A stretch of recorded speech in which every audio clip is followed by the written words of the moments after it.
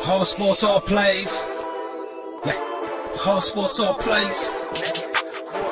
Whole sports all plays. 365, we making up plays. You talking the game, get you through the days. We're high in the court, the dime in the lane. Variety topics, living the same. All presentation, sports information. Hitting the airways, taking the nation. All sport, all plays, like working your faces. Grace at the field, so tie the laces. Whole sports all plays.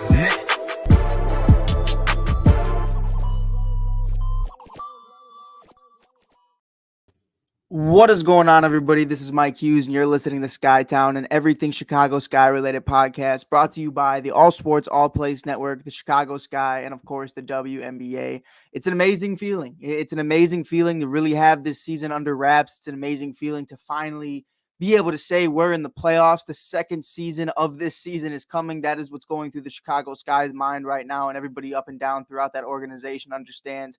You know, a postseason and a season are two different things. You know, anything can happen. You could be a 500 team in the regular season and then end up winning a WNBA championship that very same year, just like the Chicago Sky of last year.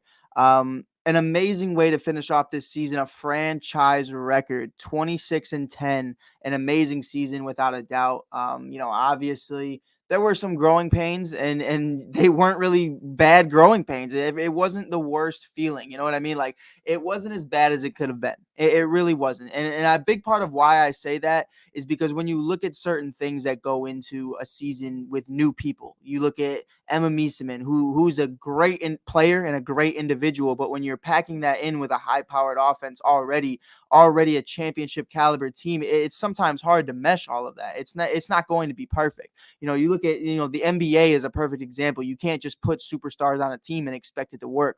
KD, Kyrie, Harden, etc. Like, it's not always going to be a blueprint. Westbrook, LeBron, AD, like, there's a lot of things that have to go right. Everything went right for the Chicago Sky this year. Obviously, if you ask James Wade, Candace Parker, and everybody else if, it was a perfect season, they'll say it wasn't. And a big part of that is because of what kind of standard they hold themselves to. They finished off this season with a win, at 82 versus 67 win victory against the Phoenix Mercury and Diana Taurasi. What a way to end the regular season, playing against the team that you beat in the finals last year. We rested the starters for the majority of this game and really got to give people like Dana Evans a chance to really just shine and get ready for the playoffs, because she was a huge part of the playoffs going into last year. There's a lot that goes into it, and I'm just super excited to get into the playoffs and really just kick this off Wednesday against the New York Liberty. It's going to be a blast. It's going to be a great time, and I'm super excited about it. Playing against Stephanie Dolson, which hurts my heart. And Sabrina Ionescu, I don't even know where to start with Sabrina. Sabrina is on a level of her own. She is in her bag like no other. And mark my words, we are 3 minutes and 42 seconds into this episode. If Breanna Stewart and Sabrina Ionescu team up with Stephanie Dolson next year in New York, there is going to be an issue in the WNBA. The W is going to have problems. They are going to be potentially one of the greatest duos to ever team up in the WNBA's history, and it's going to be something that I'm super excited for. The rumors of Breanna going there, we can't even begin to speak about this. We can't even begin to speak about this because the 2022 season isn't over yet. But I'm super excited about what this means for the Sky moving forward. Looking at this game, there was a lot of things that went right. Azura Stevens, something was in the water. Something was definitely in the water. Now, she's been great from three all season long. Let's not get that twisted. Like, let's not pretend that she hasn't been something special all season long. A sixth player of the year candidate for sure, alongside with Rebecca Gardner. But, she has been able to just climb to every challenge asked of her, whether that be in the starting rotation with the ones or even with the second unit. She has been able to thrive, and she has been able to do every single thing we've asked of her. So it's super exciting to really just see her pop off the way she did, with 14 points in the first half with several 3 points. I mean, she had a heat check. She had to have a heat check because this was one of her greatest performances all season long. I was super excited about it. Pardon me for just 1 second. I am going to plug in this charger before everything dies, but it was nonetheless, it was just a great season overall. It was a great season overall, and I loved every single minute of it. It was a lot of fun. It was a lot of fun, and we do have an interview today with Allie Quigley, and we do have an interview with Azura Stevens, and I do want to debunk a rumor going around that I said Allie Quigley has to be on the bench. That was not the conversation. If that's what you took from my episode, the previous episode, you could go check it out on Skytown on YouTube if you haven't seen it already, or on the All Sports All Plays Network. What I was saying, and I want to clear this up because I even spoke with Allie and we had this conversation.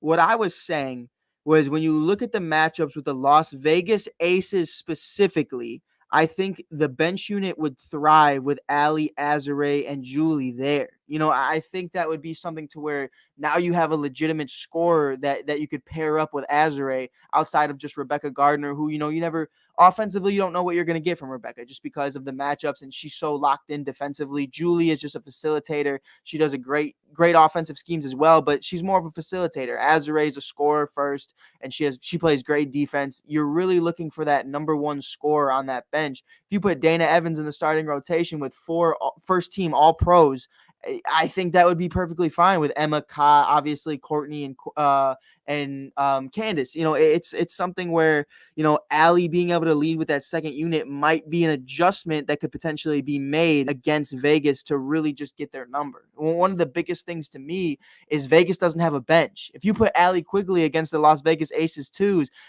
you're going to have a problem. You're going to have a problem. So I wanted to clear that up. Allie is amazing. I love Allie. She's one of the greatest shooters of all time. And honestly, she's one of my favorite Sky players of all time as well. And she's an amazing human being. So I don't want anybody to think I was disrespecting Allie Quigley. That is not ever going to be the case. She deserves to be a starter. She has earned that right. She is the focal point of this team alongside with Candace and Courtney. And without her, we wouldn't be where we are. My point was, against a specific matchup, I feel like it would be a good matchup to really just kind of test that out. Maybe Allie starts the game, but maybe she runs with the twos for most of the game. Like that's something you can experiment with. That's where I was coming from. And again, I said, James Wade is with them night in and night out. I am there for media reporting days. I am there on game days, and I am there at practices. I am not with them night in and night out like he is. He knows best. That was just my personal opinion. If y'all took that the wrong way, I truly apologize. But to get back to the topic at hand, we're going to be discussing right now the game the other day against the Phoenix Mercury. You notice that DT doesn't really play that much in this game. A big reason for that is obviously because the playoffs are coming. Playoffs are coming, and she needs to be ready for it. Diamond DeShields had herself a night. 17 minutes, 10 points, 1 assist, 1 rebound. Cunningham had 0 points, 2 and 2 and 18. Petty had 8, 3 and 0 and 21. Turner had 0, 0 and 5 and 23. Sims had 12, 2 and 8 and 35. Gustafsson had 12, 2 and 10 for a double-double and 26. Turner had 6, 4 and 1 and 19. Gray 2, 2 and 5 and 17. Davis had 11, 0 and 3 and 12. Thomas had 6, 1 and 0 and 12. Skylar Diggins-Smith did not play, and obviously BG is not on the roster right now because of everything going on. But she was definitely, she's still a part of this team. She is still a part of this organization. And, you love to see that. You love to see her in the box score just because it makes you feel like they still care about her. They are not forgetting about her. And you love to see that. Hopefully we'll have her home soon. But, from the Chicago Sky side of things, before we get into the interviews with Allie Quigley and Azura Stevens, we got to talk about Azura. We got to talk about Azura as a whole. What a night. Candace Parker, 18 minutes, 4, 3 and 6. Emma Mieseman, 11, 4 and 5 and 15. Ka had 11, 1 and 4 and 20. Allie Quigley had 14, 1 and 0 and 20. It was a great way to get out of her shooting woes and just kind of the little slump she's been in as of late, to knock down 14 points in 20 minutes. That's exactly what we wanted from her. Sloot had 5, 4 and 2 and 17. Rebecca had 7, 2 and 2 and 20. Azura, 14 points in the first half. 17 to finish the game, 17, 3 and 4 and 27. Dana Evans had 6, 1 and 0 and 20. Julie had 3, 6 and 1 and 23. Ruthie had 4, 1 and 2 and 20. And Lee did not play, had zeros around the board in 0 minutes. Overall, Azura had an amazing game, and we break down an interview with her. We're going to pull that up very shortly, just basically talking about what's going on and really what her main focal point was this season, what she wanted to work on and how she wanted to finish this season versus how she started. So here's our interview with Azura Stevens post game. And honestly, it's one of my favorite interviews all season. I think it's important. Thank you. Mm-hmm. Last question will go to Mike Hughes. Hey Z, congratulations on a great regular season. Thank you. I wanted to ask you, you always talk about getting better. You're always talking about adding things to your game. And this year you shot 35% from three. And I don't know what was in the water today, but you were going crazy in the first half of this game. For you, what went into this season, especially from three? You just look so much more confident this season than past. From a 3-point percentage and just your game all around, really, what was the main focal point from the beginning of this season to now that you wanted to work on? Yeah, I think confidence is the biggest thing. I think just believing in myself as a player. I mean, I think I've been capable of this, but it's sort of like people won't see how you play unless you go out and do it. And after playing overseas and just getting some more reps and just getting a lot of minutes, just playing more, I think it really helped my confidence just coming back, feeling really comfortable. And I mean, that's all I can really say. I think the overseas really helped me to sort of, it's more free over there. You're not really in a box. You're not really, I mean, everybody, pretty much the Americans are mostly the best players on their team or one of the best players. And so I think you just get to play really free overseas. I think most people feel that way. And it really helped me just coming back, just to not hold back, it's nothing to lose, it's really just yourself that sometimes holds you back. So really coming into this year, I didn't want that to be anything that stopped me from just displaying all that I can do. And then you look at playing up against New York next Wednesday. You're playing against Stephanie Dolson. Being able to play against her and play with her for quite some time, what are you going to take into that, knowing that matchup of not only playing against a former teammate, but a friend? Yeah. Steph, obviously last season we had her with us and we miss her presence. But I think also we know, when you play alongside your teammates, you're on their side, you're helping them, you're sort of picking up where they lack. And then when they turn into opponents, you sort of start to look at them a little differently on the court. So Steph's a great player. I was watching a little bit of the game today. She did really well. So yeah, it'll be fun to match up against her. And it's always a good battle with her. Thanks, Z. Best of luck. Thank you. And it's one of those conversations, especially, not to completely ignore the Phoenix Mercury game, but we all know what it was. DT didn't play, Skylar Diggins-Smith didn't play. Candace and everybody else was limited. We understood that game really didn't mean much for us. It meant more for the Mercury because they needed the Lynx to lose in order for them to get the postseason.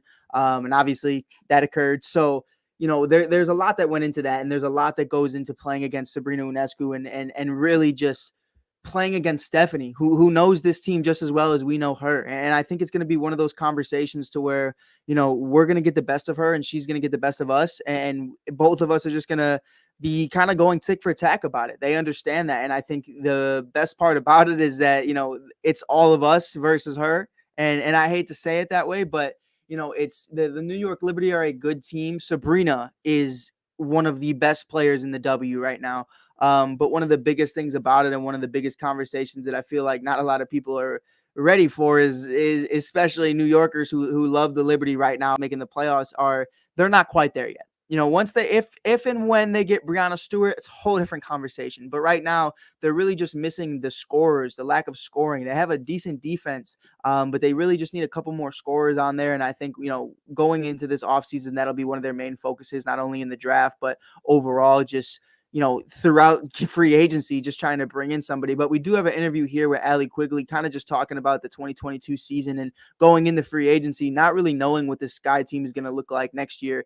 Just taking this as potentially one of the last dances of this season. This could be a very different look of a roster with all the free agents, Allie being one of them, Courtney being another. Obviously, there's a lot of individuals who might not be a part of this roster next year due to financial constrictions, due to just wanting change or just what's best for them. So breaking that down is our interview right here with Allie Quigley and just kind of discussing what this 22 season means for her. Last question. Hey, Allie, congrats on the 2022 season. It was definitely a season to remember and a season to be in the books. But, everyone's talking about this being a 2-season type of year. And, going into the postseason, it's a totally different mentality. And as kind of brought up with Azura a little while ago, we don't know what the future holds when it comes to free agency and when it comes to everybody else's decisions. So for you personally, what does this second half or this second season mean for you to kind of just finish off what you guys wanted to start and what you wanted to do in the 2022 season?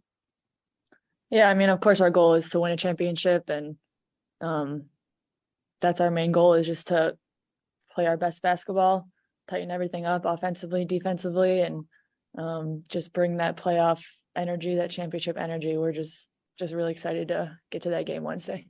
And then speaking of the game Wednesday, when you look at someone like Sabrina, who has done so many amazing things in her short time in the league so far, what goes into preparing for her in a scouting report? Because it seems like, no matter what anybody does, there's nothing we can really do to stop her. Yeah, I mean, I think you just have to be super focused, disciplined, whatever the scheme is, you got to do it 100%. Obviously, she's a really great player, can affect the game in, many ways offensively. So we'll have a plan and we'll be ready Wednesday. And that's one of the things, I do think, there isn't really a way to stop her from an offensive perspective. Everybody just needs to be locked in and just keep her to a minimum. I would say 17 points, which I understand is still a lot. But it's to this conversation of don't let her get past 20. That's when you're going to have an issue. So I do think at the end of the day, this is going to be a great season, a great series, pardon me. But it is technically a new season, but it's going to be a lot of fun, and I'm super excited for what this is. We're going to have post-game interviews and pre-game interviews with Coach James Wade and the members of the Chicago Sky, and I'm super excited about that. Wednesday, it'll be kicking off at 7 p.m. Central. Definitely get a ticket to the W if you haven't already at Wintrust Arena. Sky are pushing to go back-to-back, baby, and we're super excited about it. So with that being said, let's lock in. It's time to enjoy some of the best times that you're going to have all season. It's great to go 26-6 or 26-10, pardon me. It's great to be tied for the first best record in the league, being second to the Las Vegas Aces, because they did have our number this season, in matchups. But it's going to be a lot of fun. And I think, we're going to take this game by game, and hopefully this is the start of something special. So with that being said, thank you guys for listening. This is Mike Hughes from Mike on the Mic from the All Sports All Plays Network, the Chicago Sky, the WNBA, and of course, Skytown. Thank you guys for listening. We'll see you guys Wednesday night for game 1 of the WNBA playoffs. Peace. All sports, all plays. All sports, all plays. All sports, all plays. 365, we making a plays. You talking the game, get you through the days. We're high in the court, the dime in the lane. Variety, topics, living the same. All presentation, sports information. In the airways, taking the nation. All sport, all plays, like working your faces. Grace at the field, so tie the laces. All sports, all plays.